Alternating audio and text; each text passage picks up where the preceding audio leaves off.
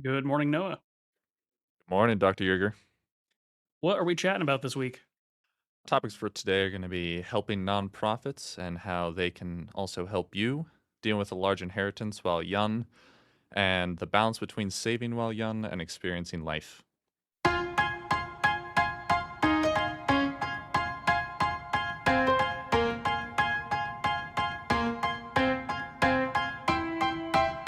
Welcome to the Science of Wealth, where we discuss the science behind financial planning and the art of learning and applying it.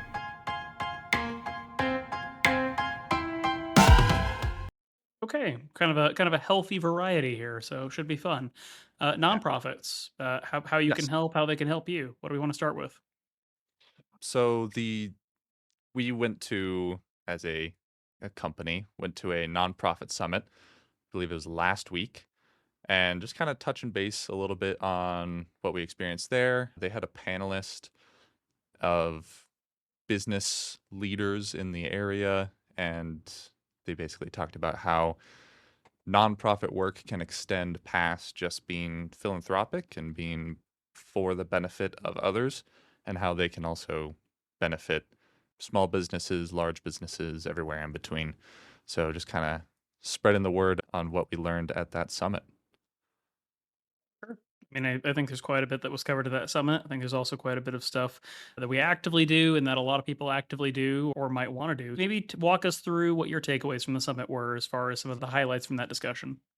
Yeah. So the first thing that kind of stood out to me was, so my fiance used to work in a nonprofit, but it was very much centered around how businesses can help them and receiving funding and how their funding is spent and trying to basically balance the books between, oh, we have all these projects that we have to do, we have X amount of funding from people around us or the companies that help us and also the government.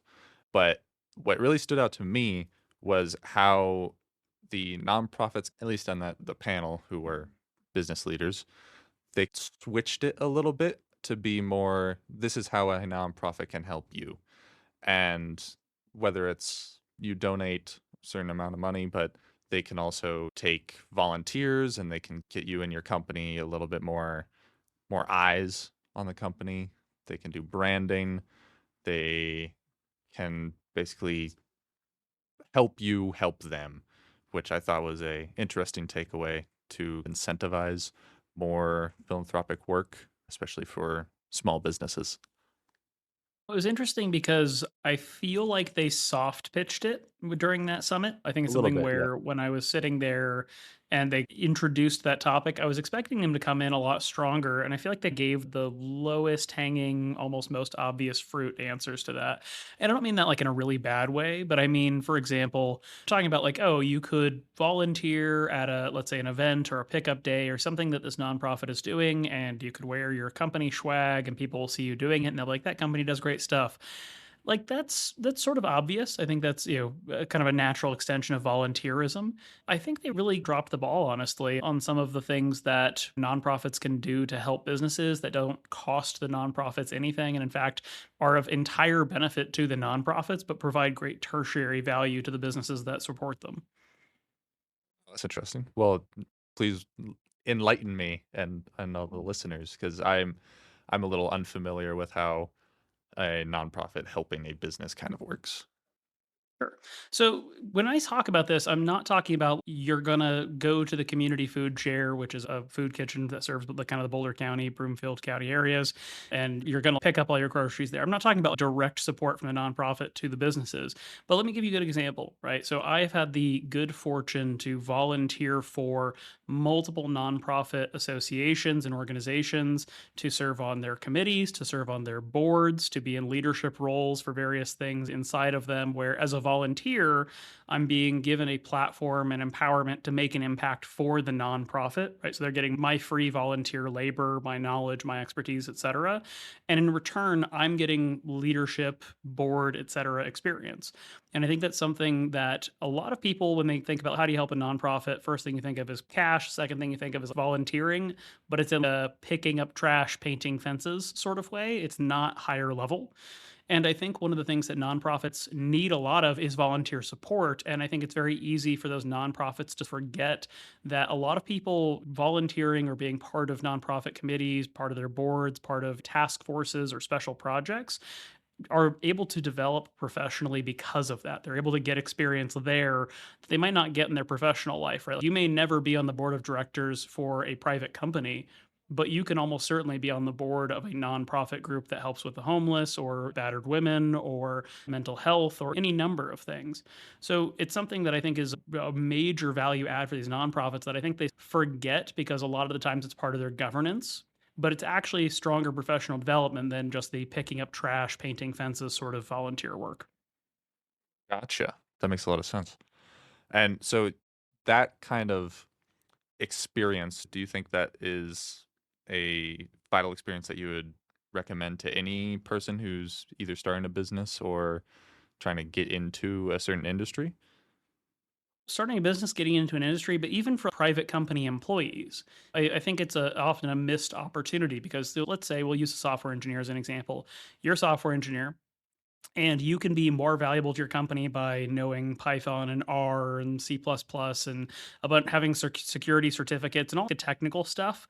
But that resume does not necessarily build up a background of leadership or of professional management competency until you either in a narrow field, right? Because every tier of a company typically is a smaller set of opportunities. So in a narrowing field, find yourself in a supervisory role that leads you into a manager role, that leads you into a director role, et cetera. But if you don't have those opportunities or that background today, something like being on the board of directors for a nonprofit or being a volunteer chair of a committee for a nonprofit is something that, again, empowers you both with the actual skills and experience, but also becomes a resume item that more effectively differentiates you. So it can be valuable for a small business owner or leader to get out there and kind of get their business's name out there for marketing purposes or something. But again, I really focus here again on the professional development components because that can benefit anybody in any occupation and in any field. Gotcha. I gotta start volunteering, getting in Well, there. one of our firm values is selfless service, Noah. So you tell us where you Yes. want to make an impact, and we will give you the time and pay you to do it. Sounds great to me. I think the other part, and they touched on it a little bit, there's some automatic things. You can support nonprofits by doing employee gifting programs or doing fundraisers or having team competitions where there's like a pot of money and you don't get to win the pot of money, but you get to, when you win the competition, you get to decide what organization or cause it goes to. There's lots of stuff like that in direct patronage that you can certainly do. And every nonprofit in the universe is forever starving for cash in that like they'll be like, oh yes, we're a food bank nonprofit, and yes, we appreciate your canned goods, but we also need actual money. So it's just one of those balancing acts is that a lot of times organizations prefer to donate their efforts because of those PR related things, but just recognizing as well that sometimes the PR related things are not nearly as valuable as just cutting the check and being a patron of these organizations as well. Gotcha. And maybe we can touch a little bit on that of we kind of went over volunteering your time, showing up, doing the work, but maybe more of the financial aspects since we are a financial planning firm. What benefits do you think that maybe some people might not know exist? Obviously, there's the tax benefits of donating to a 501(c)(3), and that's the low hanging fruit. But do you see any maybe underutilized or underappreciated aspects of financial donations to a nonprofit? I think most people prior to the One Big Beautiful Bill were not aware of how donations really worked. And I think even more so now after the One Big Beautiful Bill, they really don't know how it works. To summarize as quickly as I can, because we could really have a whole conversation about it. Prior to the One Big Beautiful Bill last year, you had to be an itemized filer to get any tax benefits whatsoever from donating. Colorado had a special rule that still exists, which is if you donate to child care related things, so think like orphanages, daycare programs, young adult support programs. So thinking about the TLC Learning Center here in Longmont, Mountain State Children's Home, the I Have a Dream Foundation, all these organizations that work with kids. If you donate to those in Colorado, there is a tax credit for that is enormous that can effectively combined with the tax deduction make it something like a 90% tax deduction slash tax credit return on the donations you make there, such that it only costs you 10 cents on the dollar to donate to those causes. So there's stuff like that existed before the One Big Beautiful Bill that still exists. But now, today, after the One Big Beautiful Bill, the biggest thing that has changed is that you can now get, as a single filer or as a head of household, you can get a up to $1,000 deduction for donations made to 501c3s, or as a married couple, you can get up to $2,000 deduction donating to 501c3s, assuming that you are still doing a standardized deduction. If you do an itemized deduction, an itemized filing for your tax return, then it's different. You have to donate more than 0.5% of your adjusted gross income to get any donation in that universe. So there's a donut hole issue here where if you are not itemizing, you can donate a bit. But then if you have enough tax stuff going on that you're an itemized filer, your donations don't count until you clear a certain threshold. So what that really means is that there's an emphasis on kind of nominal donations, $100 here, $500 there. That's valuable to a lot of people in the workforce. And then conversely, if you're on the more affluent or complicated side of taxes, the biggest strategy that now is very valuable to you is charitable gift bunching, where you, instead of donating $100 a year, $1,000 a year, you want to put 5, 10, 15, $20,000 into something like a donor advised fund or a charitable foundation, or just give it to your cause all at once instead of piecemealing it out over time. And that can be a challenge from a cash flow perspective, but if you have a lot of excess capital or wealth, it's just more advantageous to you now to donate all at once instead of piecemealing it out over time. Gotcha. Yeah, we discussed that briefly when you gave me that pop quiz. I think it was yesterday or 2 days ago. But yeah, thank you for the clarification on that. I'm sure our listeners also appreciate that. Very actionable items that basically anyone can take advantage of now with the One Big Beautiful Bill. And I'll say this, and I say this all the time, don't let tax benefits be the thing that drive you to do charitable things. Do charitable things because you care about the cause, you care about the positive impact it makes in the world. And then with that in mind, there are ways to take better advantage of how you support nonprofits so that your net wealth impact is improved. But all that to say, cause first, taxes second. Gotcha. Good point. Very good point. So rather than the financial incentive to donate to a nonprofit, what other benefits do you see for a business owner, a individual, whether it be recognition or maybe more outreach or new clients or whatever their business acumen is trying to procure? I think any of those things can happen. I think they are all bad reasons to do it. It's not to say that you shouldn't appreciate being told thank you or getting your company name on a plaque somewhere, right? We were one of the largest donors to the Foundation Forward campaign for the Longmont Area Chamber of Commerce over the last couple of years. I've donated to financial planning causes over the years and various fundraisers, all sorts of stuff. And that's all well, great, and good. And you can get marketing attention for it. And socializing with your fellow volunteers can get you clients or make a connection that gets you your next job, or like all sorts of things can come about as a result of that. I think that's a good things happen to people who do good things outcome of charitable work. But I think if you go into charitable work with a Machiavellian, if I show up for 6 hours, I'm bound to get a client, that's a really bad way to get involved. And people also will see right through that in a lot of cases. I've volunteered at some organizations now for more than 10 years, and there's always a subpopulation. It's like 1% of the volunteers or people who show up to these organizations who will be there for 2 weeks, 2 months, right? They'll blow in, they'll hit everybody up for, hey, nice to meet you. I'm Greg. I do this special thing. Wouldn't it be great if you had the special thing? And then they'll blow right back out of the organization when nothing sticks or nothing happens for them immediately. So it's one of those things where if you go into it with a transactional mindset, I don't think that's a good way to approach charity or philanthropic work. I think you have to want to have the positive impact, and good things may come of that for you personally as a byproduct. So there's almost if you're not there for the cause, it can be detrimental almost, because if I was working at or supporting a nonprofit and I see someone come in for 2 weeks, 2 months, like you mentioned, and they're like, oh, hey, I'm from XYZ. You should join or you should become a client of XYZ. And then they just leave immediately. I would have a really bad taste in my mouth around XYZ company, whether or not that's the company's values or just that individual. To be very clear and transparent for everybody listening here, we probably about one I'll say somewhere between 1 in 8 and 1 in 9 of our clients at the firm today have come to us because they've built relationships with myself or somebody else at the firm because of our work in the community. And that wasn't because we went to the chamber after hours and threw our card around and asked everybody for coffee so we could pitch them on the glories of comprehensive wealth management and financial planning.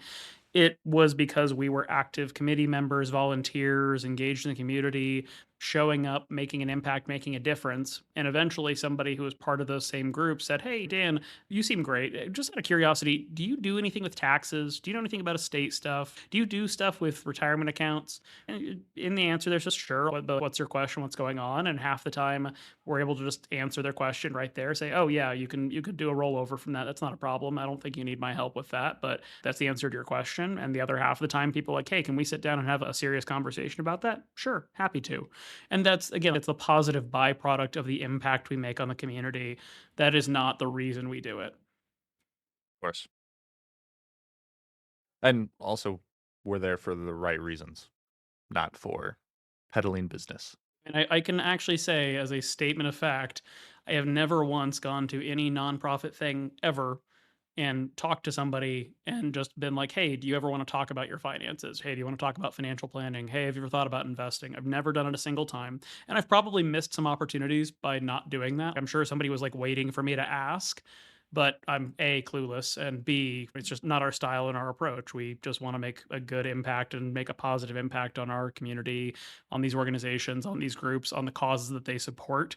And every once in a while, that helps you get your name out in the community and helps other people see what kind of person you are, because people like to do business with people that they know and trust. And so that helps build that trust in our community, that we are showing up, that we're not pitching people, and that we always let other people be in the position to say, "Hey, can we talk about this? Could you help me with this?" Should we switch gears a bit? Sure. All right. So let's go into dealing with a large inheritance. I know that's a sudden shift, so apologies, but dealing with a Well, large inheritance. maybe the solution for the large inheritance topic we're about to talk about is just going to be give it to charity. Boom. There you go. There you go. So, topic two, dealing with a large inheritance while young or expecting a large inheritance while young. So, a little background, I have a couple friends who are expecting a large inheritance, and there's the Gordon Ramsay approach where children get nothing and everything is donated and that motivates them. And there's also the other approach of this all of my money or whoever's money is going to become yours one day. You're welcome almost, and be very generous towards your children. And there's also a middle ground, of course.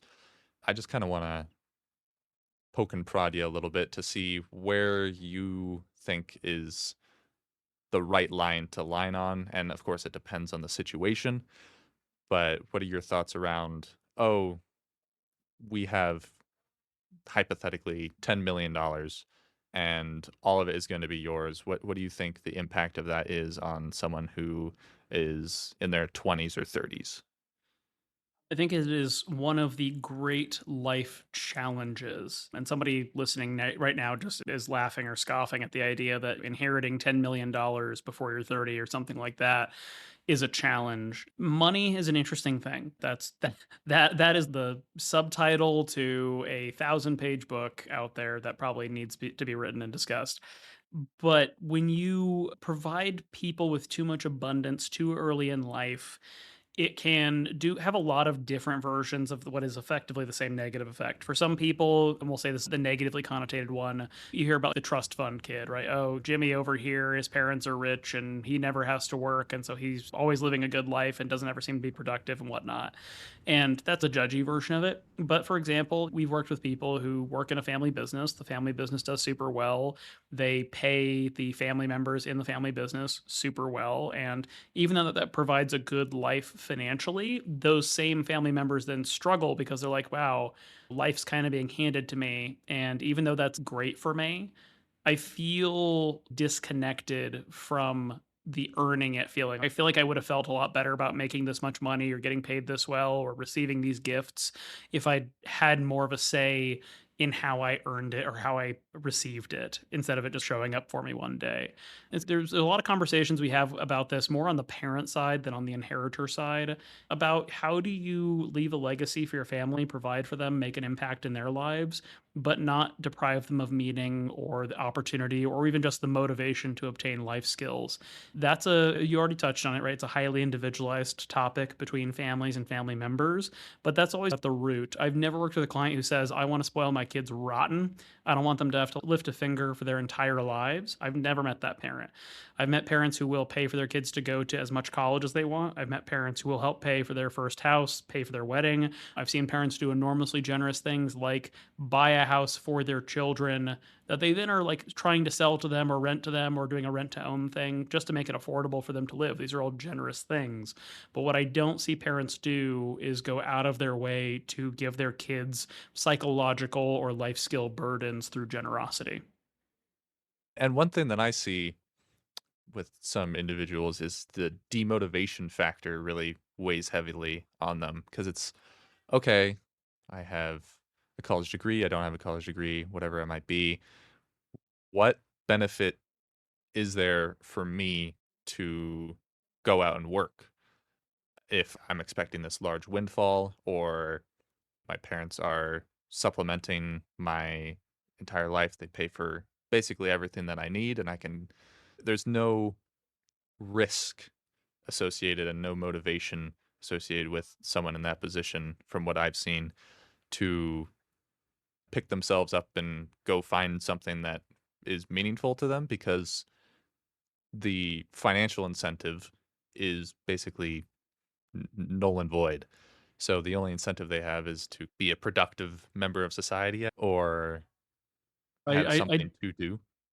I disagree with that being the only incentive. Carl Richards has a phenomenal statement, which is risk is what's left over when you think you've thought of everything. Mm. And that is the crux of it, right? When somebody says, my parents are rich, they'll take care of me, or I'm going to inherit a bunch of money, or I'm the beneficiary of the Rockefeller family fortune, like whatever it is, this presupposes a world in which you have money that you do not have. This presupposes that nothing bad could happen to you between now and then. It presupposes that whoever is responsible for that money or owns that money today or controls that money today won't blow it, won't invest it in a bad way, won't run it into the ground, that it will not be stolen, that there will not be a lawsuit. You accidentally hit a neurosurgeon in the crosswalk with your car and he sues you for his lifetime earning capability of $90 million. So it presupposes a world in which nothing bad will happen. The world is full of bad things that happen. And so while I follow your kind of suggested, maybe it's just about being a productive member of society or having something to do, and that's perfectly fine.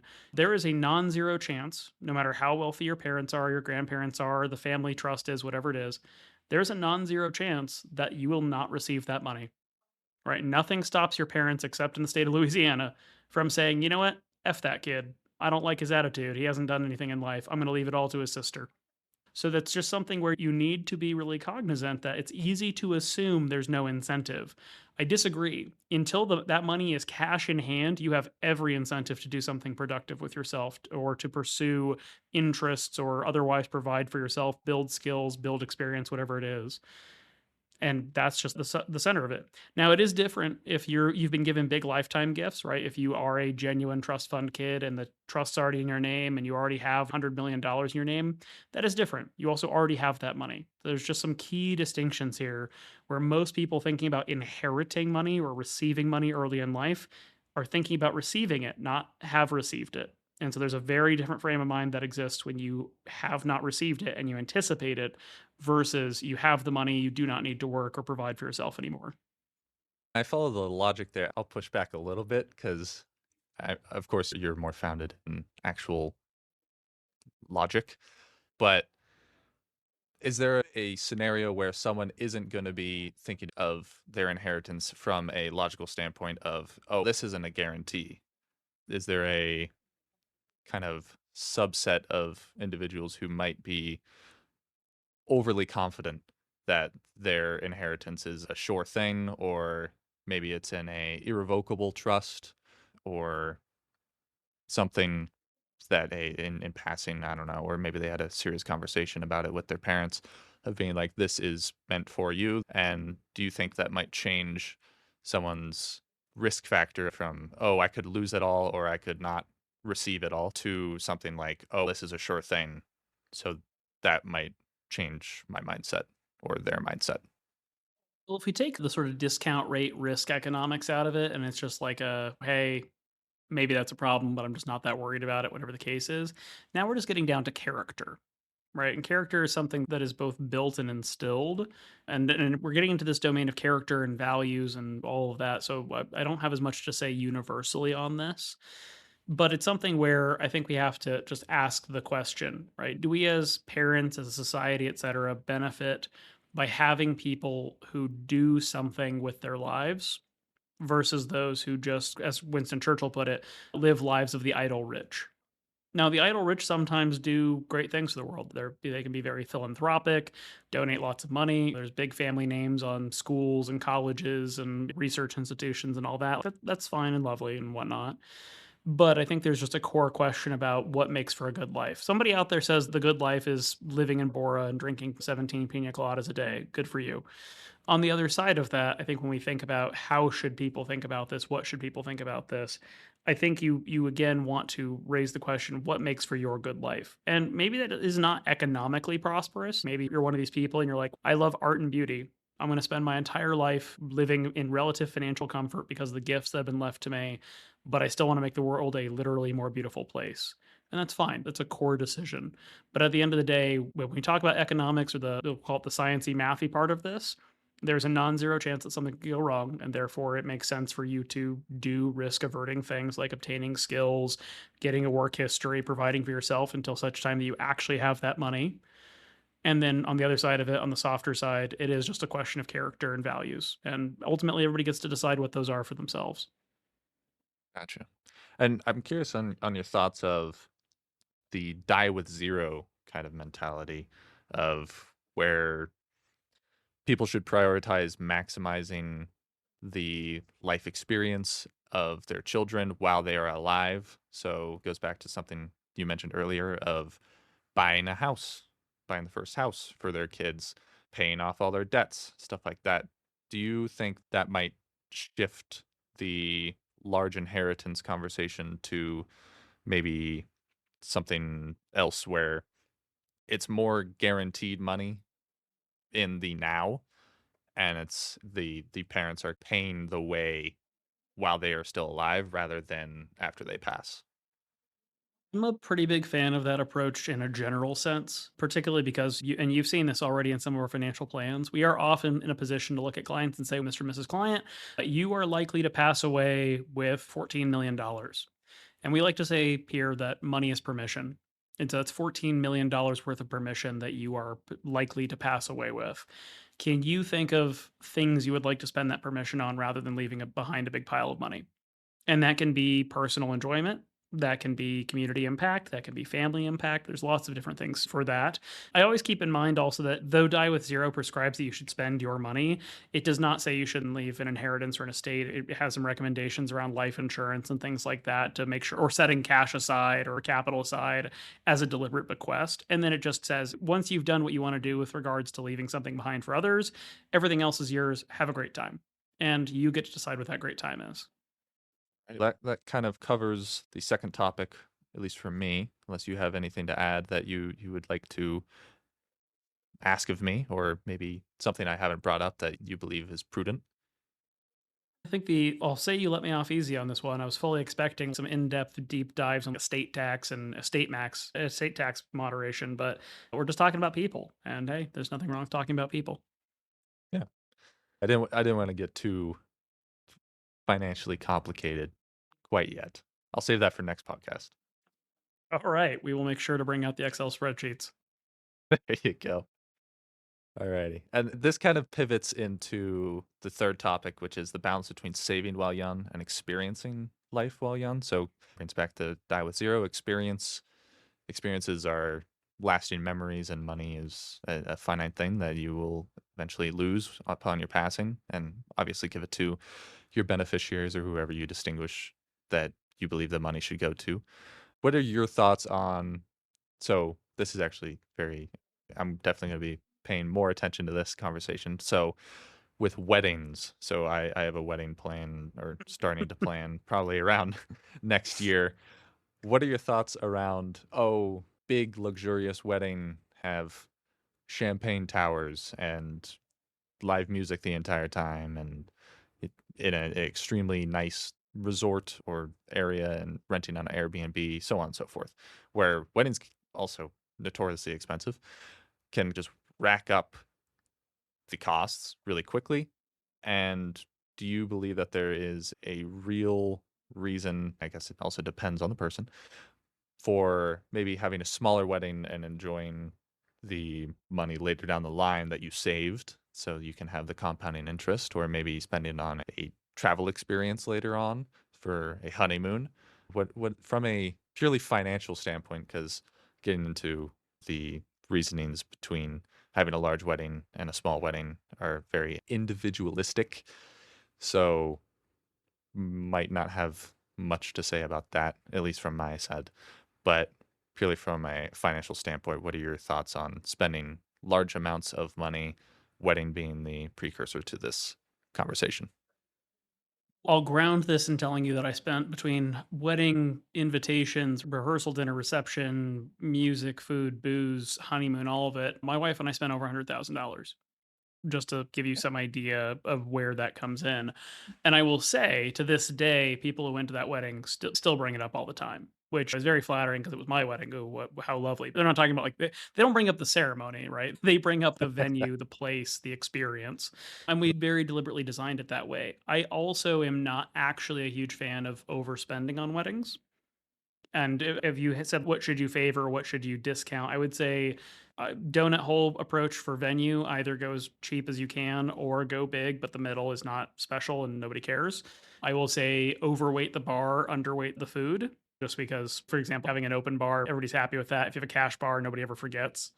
So it helps to just go ahead and offset that a little bit. And then overall, overweight the honeymoon over the ceremony and the logistics and the party part of it itself, because you're going to have more intimate experiences in a emotional, personal sense with your partner on the honeymoon than you are in the morning where, and I'll just say for what brides do versus what bachelors do, right? Brides have this whole preparation period, bachelors hang out. So just to say, your personal experience with your partner, who is at the center of this experience, is probably going to be much better magnified through something like allocating to travel or the honeymoon experience than it is to doing the champagne toast versus just having beer and wine open bar, something like that. So there's just factors like that go into it. I will say, and this is just one of those data points that's a little scary, there is a positive correlation between the amount of money spent on a wedding and divorce rates. So I throw that out there as a point of caution that just because you spend a ton of money on your wedding, there is actually some research that suggests that is not going to end as well as it would if you had spent less. There is a statistically significant correlation. Huh. That's interesting. I didn't know that. It's a little odd. Maybe I could maybe see a reasoning behind that. Flaunting cash and being like, "Oh, look at how wealthy I am or we are."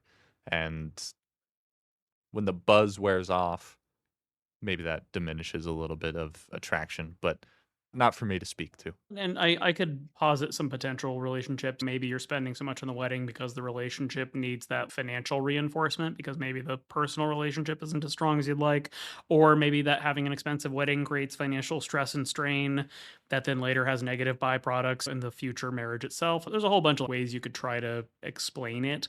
But at the end of the day, I think as far as costs of weddings and having your own wedding, you want to budget appropriately, not go too crazy. Certainly don't go into enormous amounts of debt for it or anything like that. And then I think just being mindful as part of that, that there's also everybody else's cost for that. I think as the people getting married, it's very easy to start inserting costs for your guests. Oh, we're going to have it in this remote location. Or we're going to have it at this place where the rooms are $500 a night. Or we're going to have it out of the country and everybody's now going to have to buy an international plane ticket. So just being mindful that the costs you incur as a couple are obviously greater than any individual participant or attendee to the wedding's costs, but also that their aggregate costs your guests incur may be comparable or greater than the cost of the wedding. So just being a little bit mindful of that as well. And again, I'm a total hypocrite here because I had my wedding in California in a beautiful redwood resort place. Don't do as I say, not as I do. I see. What are your thoughts on just going to the courthouse and signing a document and bing, bang, boom, you're done and you just move on? Do you think that might have some, assuming that finances are not the crux of the decision, do you believe that has any merit of, okay, we'll make it personal for me. I'm 25. I could spend a crap load of money on a wedding and go into debt or just ride the line of spend all my savings and have a wonderful experience, or I could keep those savings and have them benefit me more later on in life and just kind of have either a very small ceremony where it's just immediate family and very close friends, or have something where it's just go down to the courthouse, sign the paper, legally married, and then have a small honeymoon and kind of keep chugging along. I would say to that, it's more of a question of can you get away with it culturally and can you get away with it in your family and can you get away with it with your partner? Right? Mhm. Culturally, depending on your heritage or your faith traditions, you may not that may not be a thing. Right? Like you, for example, if you are a member of many religious denominations, you are not married until you have the ceremony with your religious denominations like approval. So there are certain cases where that just doesn't fly. Then you get to the family layer, right? Are your parents, are their parents, are your family members, or your friends, et cetera, going to be mad if you just kind of go to the courthouse, get it done, and call it a day? Are they gonna put pressure on you? And it's fair enough to say, "Okay, this is our relationship, not yours, deal with it." But obviously, some people have more engaged or more overbearing relatives who would be upset or otherwise be offended by being left out of the process. And ultimately, it's also just what does your partner want? If your partner's, I've always had a dream wedding in mind, guess what you're gonna have? Dream wedding. Yep. So Yeah. it's just a balancing act. There's no right or wrong answers here. From a pure financial planning standpoint, yeah, if you can get away with the courthouse wedding, awesome. A lot of people talk about it. I don't think nearly as many people do it in practice. So you just have to take that with a grain of salt. I mean, that makes sense. I got big runway, so still figuring it out, but having a little insight from someone who's clearly very financially literate and also had a huge wedding helps. And again, I throw out the caution there. There's your wedding and there's everybody else's wedding. You're the same age I was when I became a financial planner. I was in 9 weddings the year I became a financial planner. And when I say I was in them, I don't mean I attended. I was either best man or groomsman in 9 weddings that year. So part of the seasons of life is at some point you hit this 2 or 3 year period where suddenly all of your friends are getting married. So part of what you have to budget for or consider is that you're in that cohort with your friends and that you might be one of those 9 weddings that year. Keep Mhm. in mind what you can afford for your own ceremony and event and what other people are going to be able to afford to come to yours. And I'll say within that, particularly if you're getting married in that friends, everybody's getting married busy season of life, don't be too offended and also don't feel too bad if you set some boundaries around like how much you or other people can be expected to participate in that.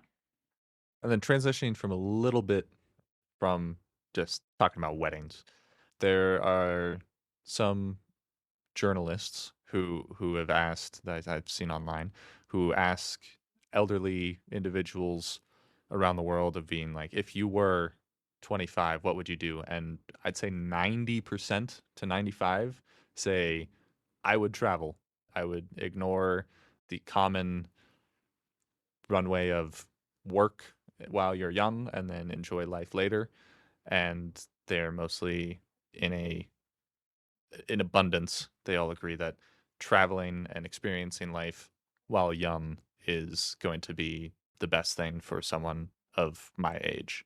And whether or not that comes from a founded area is who knows. These are just random individuals on the street or in communities, and they might be like, "Oh, I have X amount of dollars now." So, what are your thoughts on experiencing life now and pushing aside the normal duties that we experience here in the United States of get to work kind of thing? What are your thoughts around that? I think a lot of people, first of all, be careful. Like, there's nothing wrong with learning from people's experience, right? Hey, do it while you're young, do it while you still can, etc. I would do it if I was your age. Keep in mind also, I like this sort of thought experiment, which is would you trade places with Warren Buffett, right? Would you willingly be almost 100 years old with billions of dollars?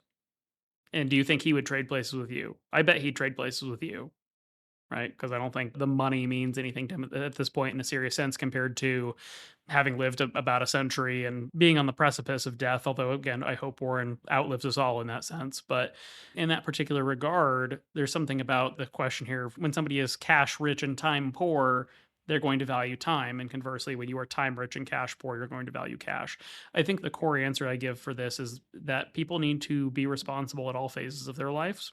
And you can shift responsibility to the present or to the future, right? If you say, I'm going to not save in my 401k or build up an emergency fund for the first 5 to 10 years of my working years because I really just want to travel and have life experiences, that's fine. But then that means when you get past that period of life, you now have to make up for the lack of earlier responsibility. So there's no right or wrong answer here, but there's a life expectancy, right? There's what's called the behavioral life cycle hypothesis that essentially says, look, at the end of the day, you have a lifetime earning and a lifetime consumption curve. And if you go through periods of dissaving, like going to college, borrowing money, to taking on student debt to go to school, then you have to make up for that later in life, and vice versa. If you save early in life, then you have excess and abundance, and you can afford to use that to overextend yourself in the future because you have excess capital. So there's no right or wrong answer to this, but the only wrong answer here is I want to overextend myself and I never want to do the responsible thing. At some point, life is going to slap you in the chops and you are going to have some serious regrets. So therein is the balancing question. If you want to be experiential early in life, that's fine. You'll just have to make up for it later. If you do responsible stuff early in life, you'll have less fun, but you'll have more means to do more fun stuff later on, assuming your health and your circumstances maintain. There's no right or wrong answer. It's just going to come down to what do you value and are you disciplined and willing to do the right things when the time comes. The little push and pull the lever action where one action, you think of the ramifications later down the line of, okay, I go to Bora or wherever, the Bahamas, and great life experience, but later down the line, I might have to work another year. I might have to penny pinch a little bit more, weighing which one is more beneficial or seems more appealing to you in the moment. Yeah. And at the end of the day, you get to decide what you value. Occasionally, life will override you. So just keep it all in mind. Yeah. Yeah, of course. I know you've now been here for a couple of weeks. So every time you're on the podcast, what you've learned since the last time you were on that you think is beneficial for our audience to know about or think about. Yeah, I it's quite staggering. I thought I had a pretty good base knowledge coming from the CFP course at CU and working at another RIA, which we discussed in the previous podcast. I thought I had a pretty good baseline of what I know and what I don't. And working here kind of showed me I was a little bit wrong. I know a lot less than I thought, but also something one of my friends said was you have to think about it as when you turn 18, you actually turn 0. And so that would make me 7 years old in the sense of I don't really there's this expectation that I put on myself of I should know this, I should get this down. But there's also the other hand of I haven't had the experience or the life events or just the time in general to really nail down what I do and what I don't know and how to grow my overall knowledge of financial planning. This is all to say I do know some things, so I'm confident in that.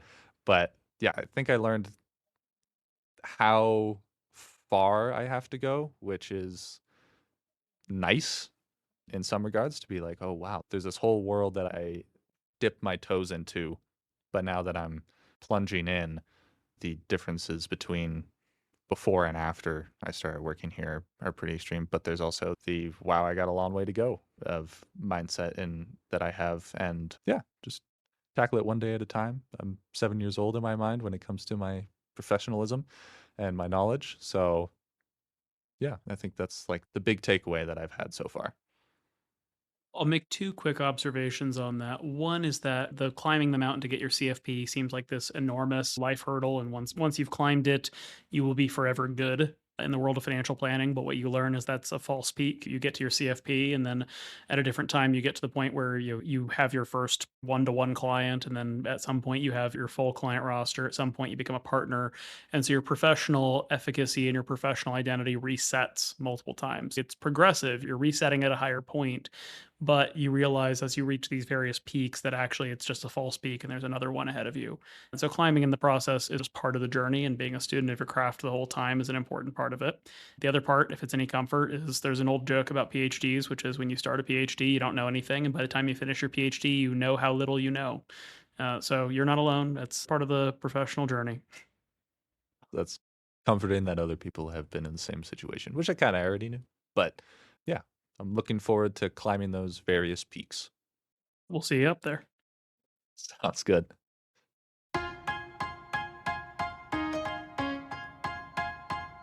The Science of Wealth is produced by My Wealth Planners, a registered investment advisor in Colorado. The theme song is This Is Your Time by Dan Phillips. The podcast is intended for educational purposes only and is not investment advice or any other form of advice. Not all material discussed on the podcast is appropriate for every individual in every circumstance, so you should consult with a certified financial planner, tax professional, or legal professional as appropriate before attempting to apply any of the subjects, strategies, or tactics discussed on the podcast.